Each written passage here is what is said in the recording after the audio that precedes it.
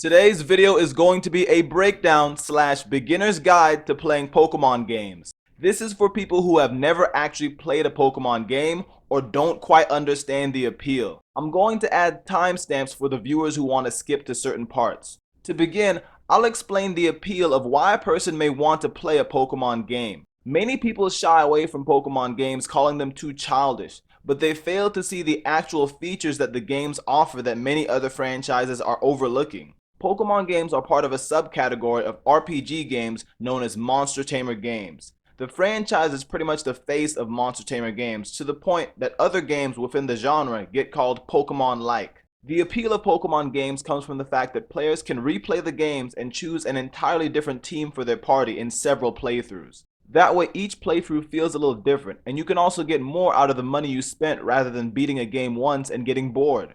Pokemon games offer lots of hidden secrets for players who like to explore and discover things that would be missed by others. The strategic methods used in Pokemon have a wide range. It can range as low as, "I just learned how to read and this is fun," to, "I own a doctorate in statistics and I will make you suffer." One of the best features that Pokemon games are famous for is the concept of what I call legacy data.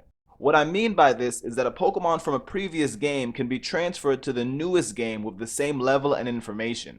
All of your hard work can be utilized once again in a brand new game. That is something that I think a lot of other game franchises are completely overlooking. It's also one of the biggest appeals, in my opinion, for Pokemon.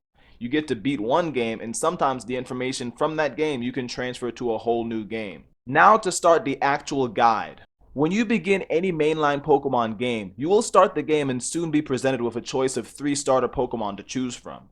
A Fire-type starter, a Water-type starter, and a Grass-type starter. Your choice will usually determine the difficulty of the earliest part of the game's story, but these games aren't known for having a very difficult story, with the exception of Gen 2 Gym Leader Whitney with her Milk Tank, and a few other rare moments in Pokemon game history. Modern day Pokemon have a total of 18 different typings, and each type comes with their own advantages and disadvantages when facing each other in battle. The interaction between different types of Pokemon is usually not very difficult to understand. For example, Water-type Pokemon having an advantage over Fire-type Pokemon. This is pretty straightforward, but other type matchups may not be so simple. This is why it's a good idea to Google an official type chart, or you could just learn it as you play the game.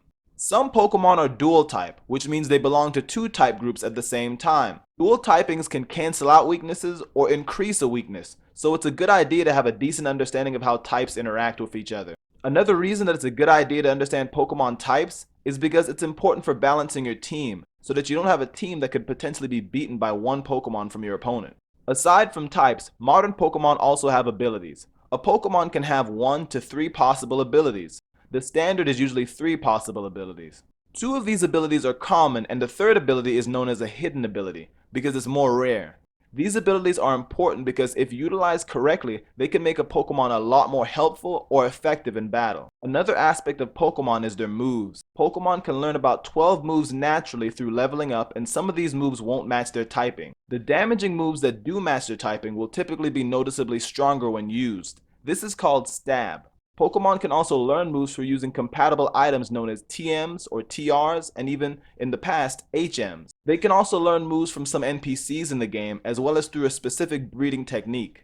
Moves learned from a breeding technique are known as egg moves. Many of the moves that are not learned naturally from leveling up can be incredibly helpful when playing online matches versus other players. They can be helpful in games too, but remember, the games are usually not very difficult once you understand the basics. During battles, Pokemon are only able to use 4 moves. Players must remove old moves to add new moves to their Pokemon because of the 4 move limit.